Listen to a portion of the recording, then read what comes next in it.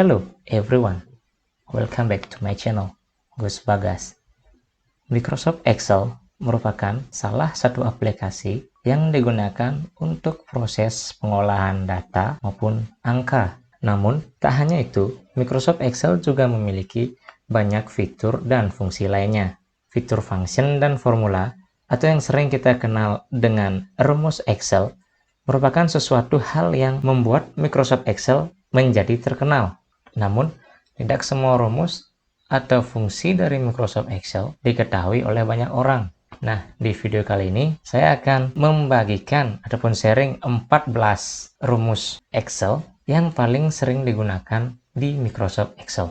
Apabila kita sudah menguasai 14 rumus ini, maka kita akan dengan mudah mengerjakan setiap pekerjaan di kantor ataupun tugas di perkuliahan.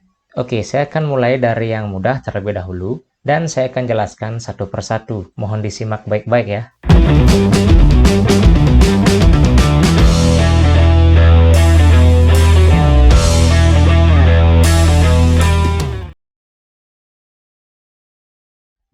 Oke, rumus pertama adalah sum.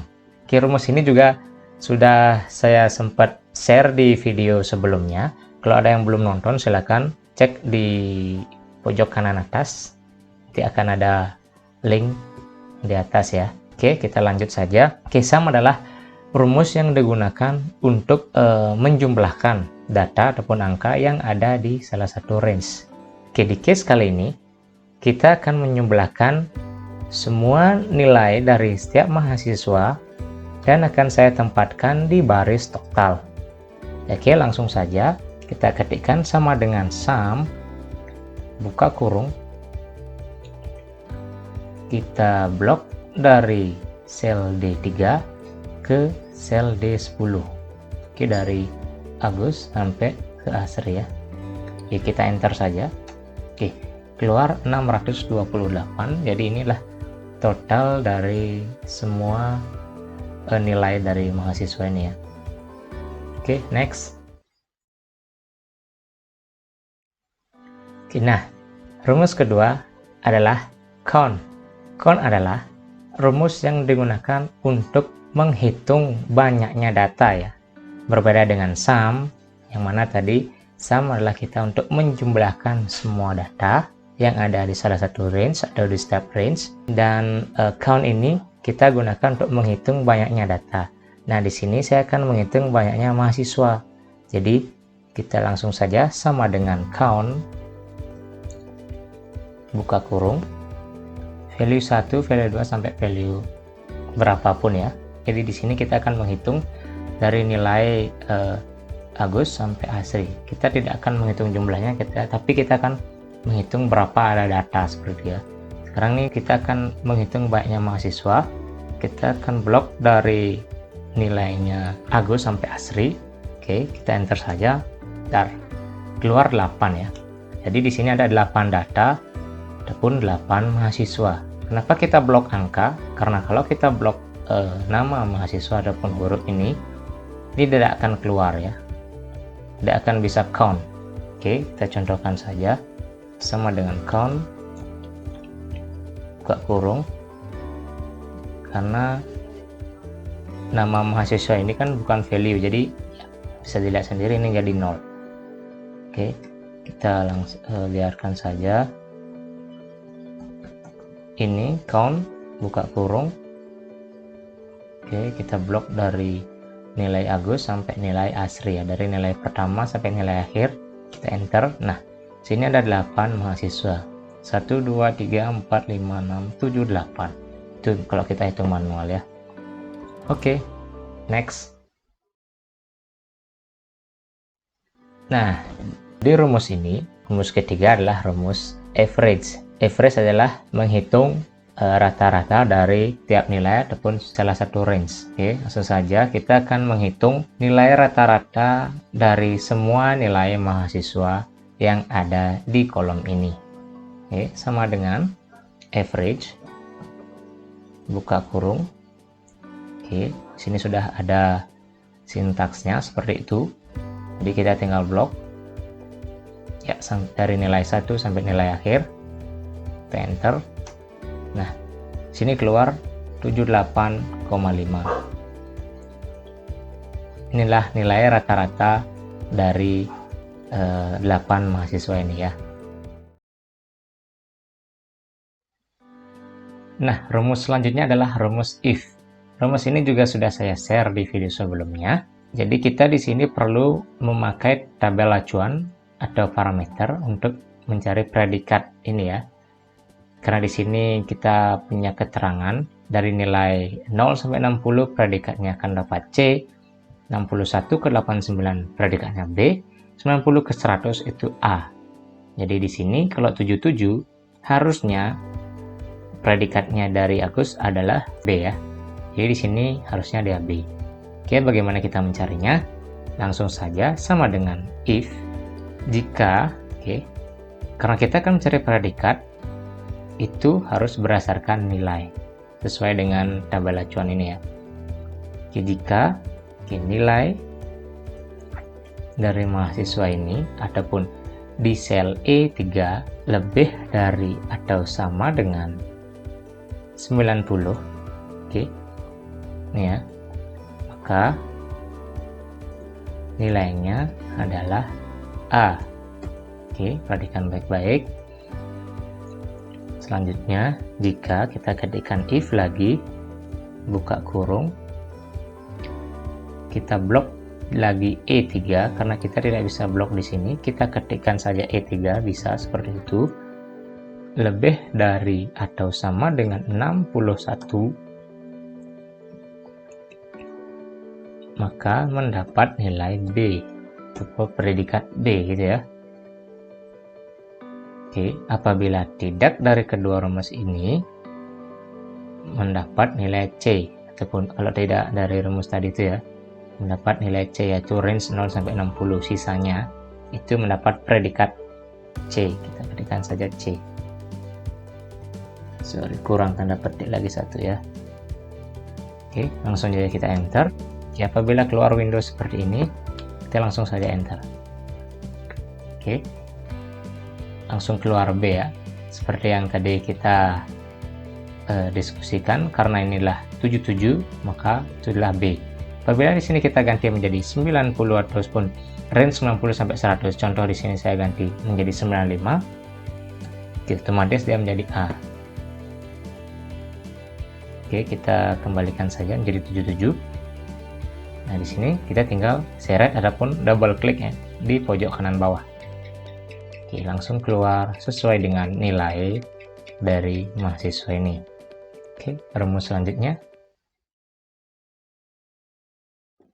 Nah, di rumus selanjutnya di sini kita akan membahas sum if. Sum if ini adalah merupakan turunan dari rumus sum, yang mana tujuannya untuk menjumlahkan. Nah, ini di sum if kita akan menjumlahkan suatu data dari suatu kriteria tertentu ya. Jadi di sini kita akan menjumlahkan nilai dari siswa ataupun mahasiswa yang berjenis kelamin laki-laki dan berjenis kelamin perempuan. Jadi ada kriterianya ya, laki-laki dan perempuan. Langsung saja sama dengan sum if, buka kurung, range. Nah, di sini kan keluar range di sintaksnya. Range ini kita blok saja untuk jenis kelaminnya, laki-laki dan perempuan. Kita titik 2. Untuk kriterianya, kriteria yang akan kita cari pertama kali ini adalah laki-laki. Kita ketikkan tulisan laki-laki. Seperti itu. Titik koma. Nah, kita akan blok sum range.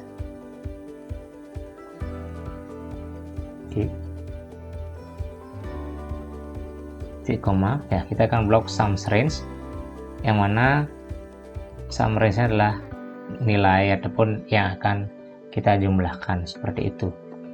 Ini tidak akan menjumlahkan semuanya, tapi ini menjumlahkan sesuai dengan kriteria yang kita tulis di sini, yaitu laki-laki.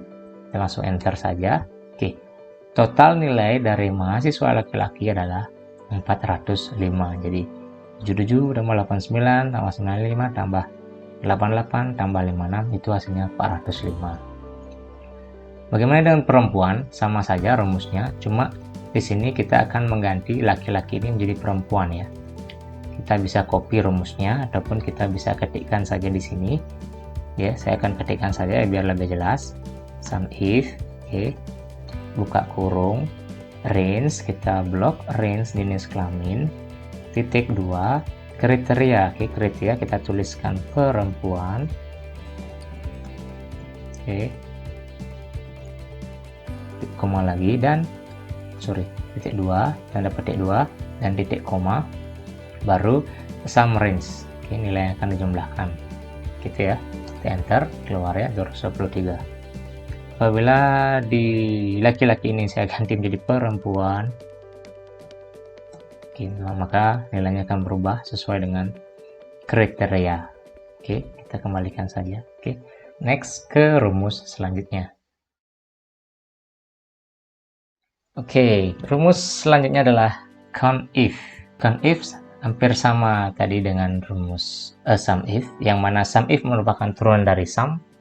Nah, di sini COUNTIF merupakan turunan dari COUNT. Sekarang kita akan menghitung banyaknya jumlah mahasiswa laki-laki dan banyaknya jumlah mahasiswa perempuan ya.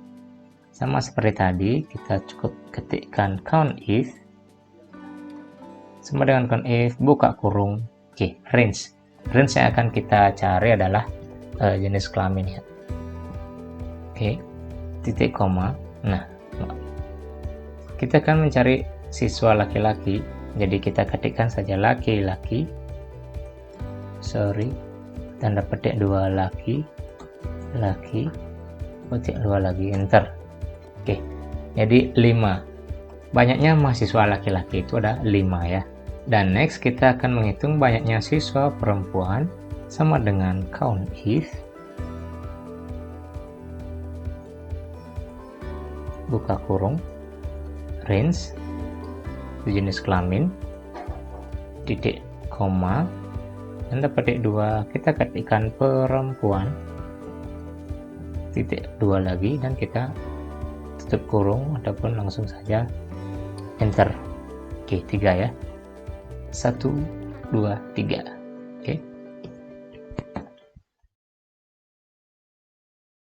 Oke, rumus selanjutnya adalah rumus proper. Proper di sini digunakan untuk merubah tulisan yang tidak baku atau tidak proper menjadi proper. Penjelasannya seperti ini. Misalnya di sini P ini kan harusnya huruf kapital dan S ini huruf kapital karena setelah spasi itu huruf kapital ya.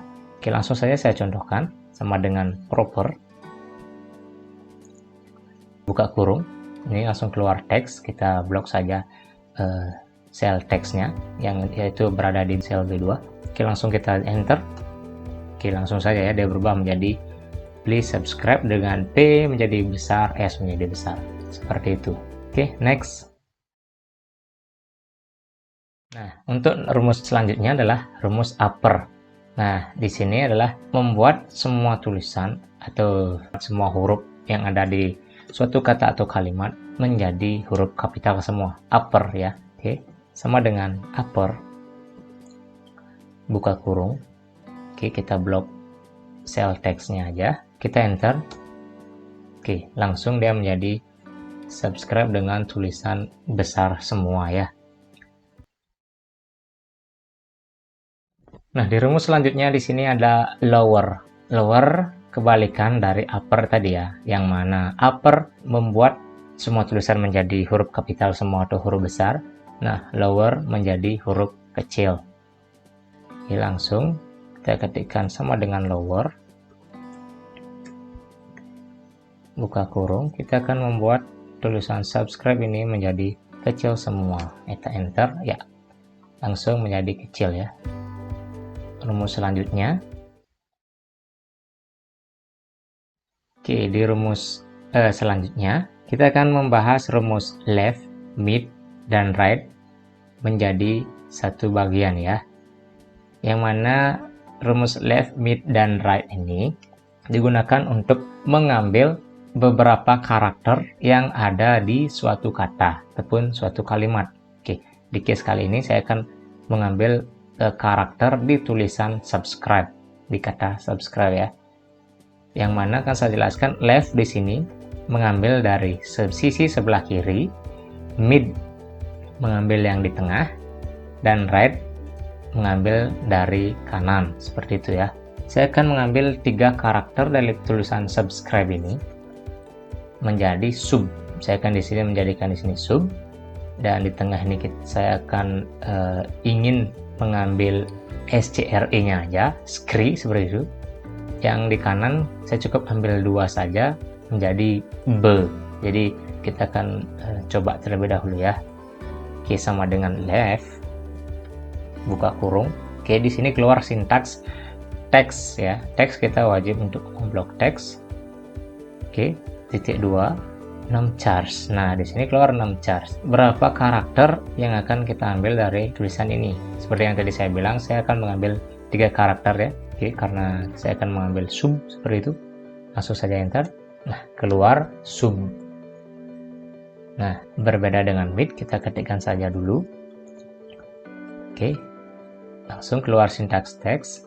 Oke, yang tadi sub kita ambil dari sisi sebelah kiri. Nah, di sini keluar lagi sintaks yang lain ya. Setelah kita ketikkan mid, buka kurung, blok teksnya, titik 2. Nah, di sini keluar tulisan start num, yang mana dari karakter berapa kita akan start untuk pengambilan teks yang ada di tengah-tengah, seperti itu ya, kurang lebih. Nah, di sini saya akan ingin mengambil SCRE-nya aja. Jadi S ini berada di karakter keempat dari sisi sebelah kiri. Ya betul ya. SUBS. Jadi S ini yang S di tengah-tengah itu 1 2 3 4 ya. Itu dimulai dari karakter keempat. Jadi kita ketikkan 4 di sini dan titik koma. Nah, keluar lagi num charge. Berapa karakter yang akan kita ambil, seperti itu ya. Saya akan ambil SCRE, jadi saya akan ambil 4, enter ya, keluar ya. SCRE subscribe, baru seperti itu keluarnya. Nah, untuk right sama dengan right, buka kurung. Oke, teks kita blok teks, keluar titik koma, num charge-nya berapa karakter yang akan kita ambil dari kanan ya, 1 2, cukup 2 saja karena kita akan mengambil BE saja, enter ya, seperti itu. Kita ke rumus selanjutnya. Di rumus kali ini kita akan membahas len, yang mana len adalah rumus yang digunakan untuk menghitung jumlah karakter yang ada di suatu kata ataupun suatu kalimat. Di case kali ini saya akan menghitung berapa jumlah karakter yang ada di tulisan subscribe. Kalau kita hitung manual 1 2 3 4 5 6, ini ada 9 karakter. Apabila kita pakai rumus sama dengan len, buka kurung, teks, langsung dia keluar teks, kita blok saja dan enter ya, dia keluar 9 ya. Oke, kita ke rumus selanjutnya. Rumus selanjutnya adalah round. Round digunakan untuk membulatkan suatu bilangan desimal ya, atau bilangan yang di belakangnya isi koma. Seperti di contoh kali ini. Oke, di sini ada nilai 11,857. Nah, di sini saya akan bulatkan 3 angka di belakang akan menjadi 2 angka saja, seperti itu. Sama dengan round, buka kurung, number, kita blok number ini di sel B4, kemudian titik koma. Oke, berapa digit kita akan tuliskan di sini ya, cukup 2 digit mungkin ya. 57 itu dibulatkan menjadi 6 harusnya ya. Jadi nilai yang kita harapkan di sini adalah 11,86 ya. Oke, langsung saja kita enter. Ya, betul saja 11,86. Apabila saya ingin mengambil satu saja, kita bisa ganti di sini.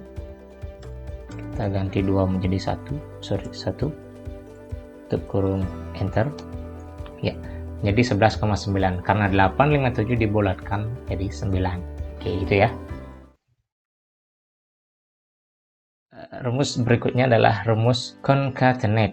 Concatenate mungkin jarang didengar. Nah, tapi di sini concatenate adalah rumus yang digunakan untuk menyatukan beberapa teks atau beberapa kata menjadi satu kalimat dengan cepat ya menggunakan rumus ini ya.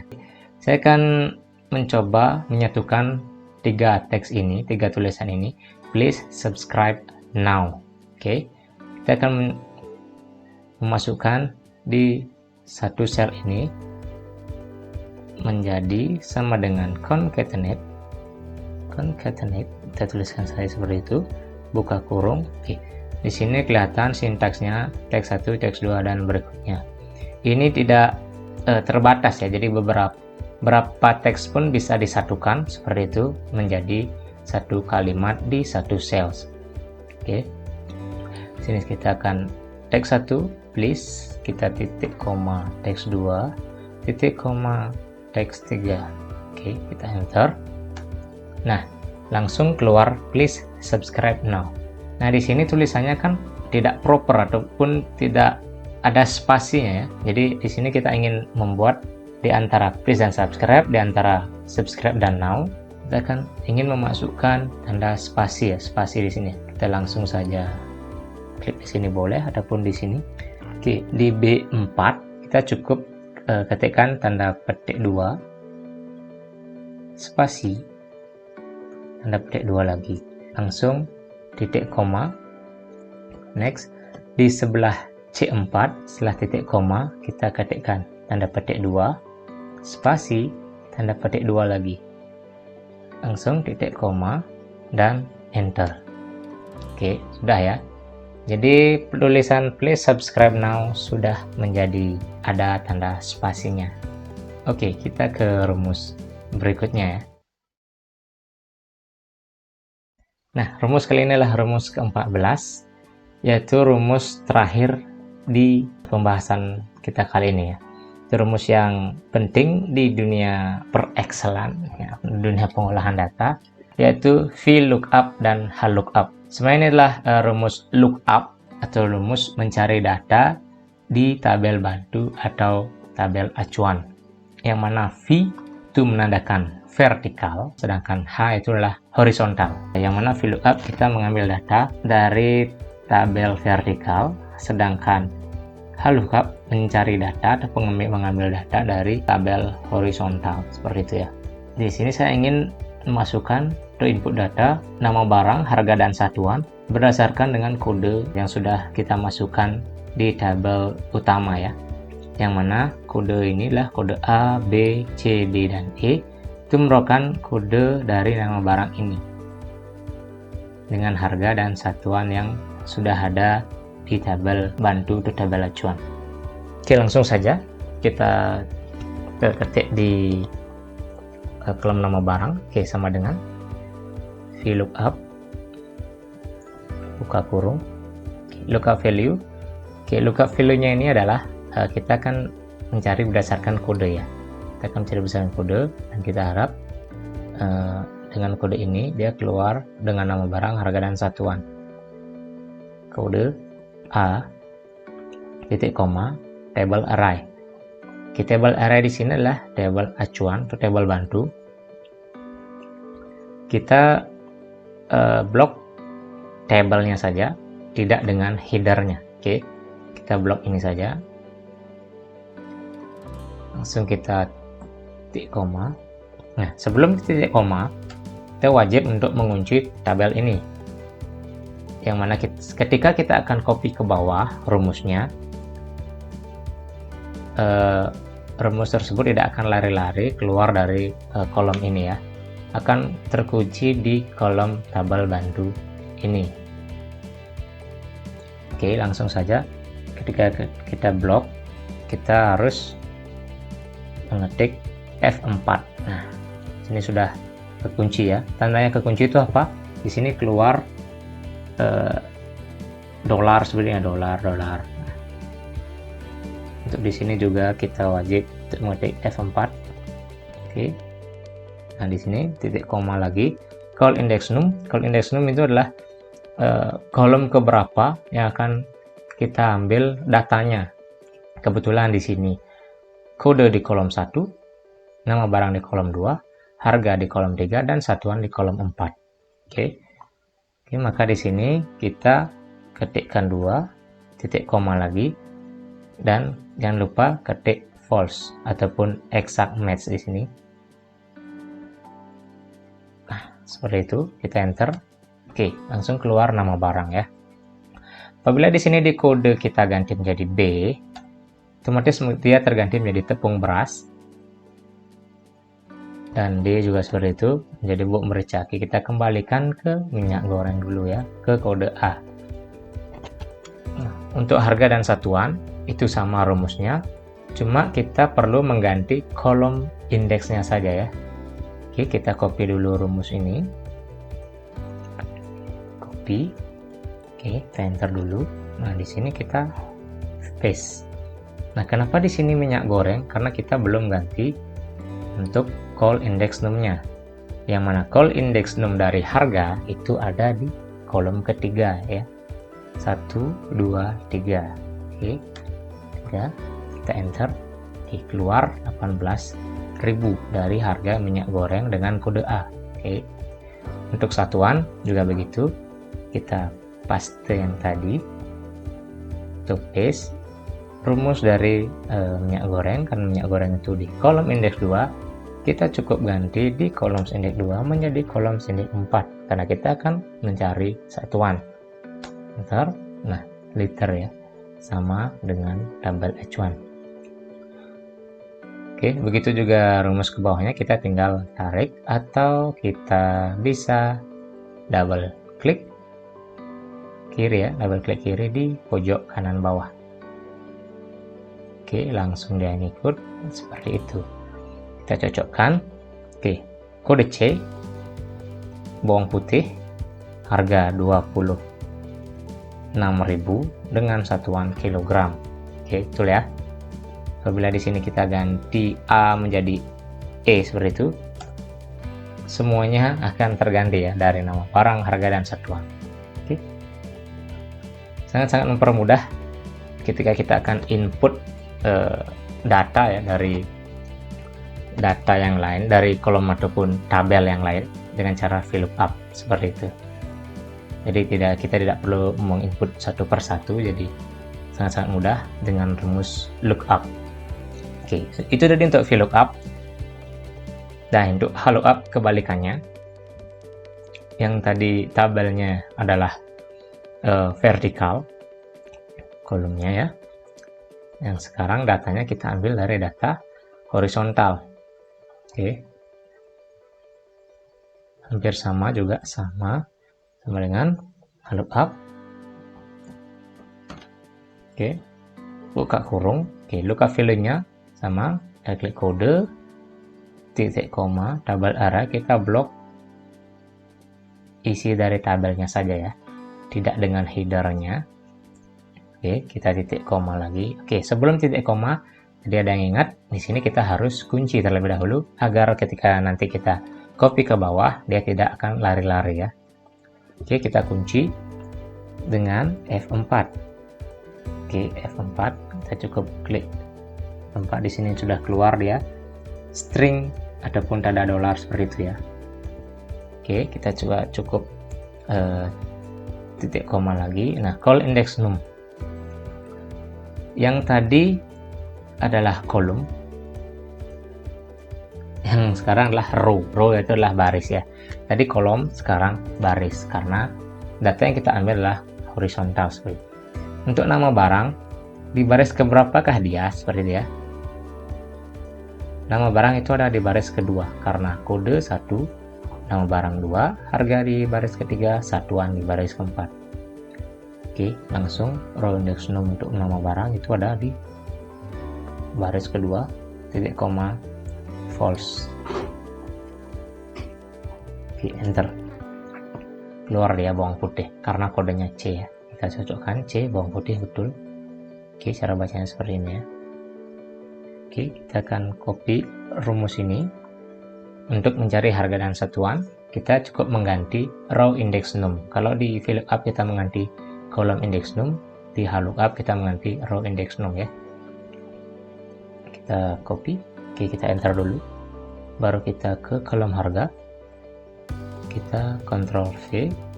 Oke, kita paste, kita paste. Nah, di sini masih bawang putih karena row index num-nya itu masih 2. Sekarang kita ganti menjadi 3. Enter. Oke. Begitu juga di kolom satuan. Kita copy ini. Bentar dulu. Ctrl V. Nah, keluar. Tinggal ganti untuk row index num-nya menjadi 4. Oke. Ini jelas ya. Nah, sisa untuk bawahnya tinggal double klik atau bisa diseret.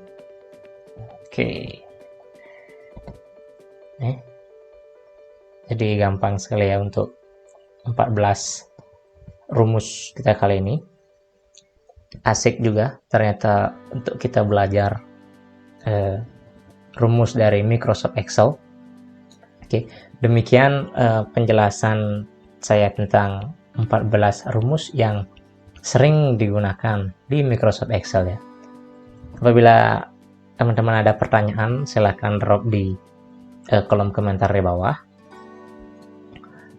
Nanti kita akan bantu jawab berupa langsung. Saya akan jawab satu persatu di kolom komentar, atau nanti kita buatkan video terpisah sesuai dengan rumus yang kita bahas tadi satu persatu, lebih detail, lebih lengkap ya, yang mungkin teman-teman belum mengerti seperti itu, jadi bisa langsung ditanyakan di sana ya. Oke, like video ini kalau kalian suka dan kalian rasa bermanfaat. Dislike kalau tidak suka. Share ke teman-teman ya. Oke, jangan lupa subscribe bagi yang belum subscribe channel ini, agar saya tambah semangat lagi untuk upload video-video yang bermanfaat untuk teman-teman semua ya. Do what you love and love what you do. Saya Gus Bagas. Sampai jumpa di video selanjutnya, and have a nice day. Bye.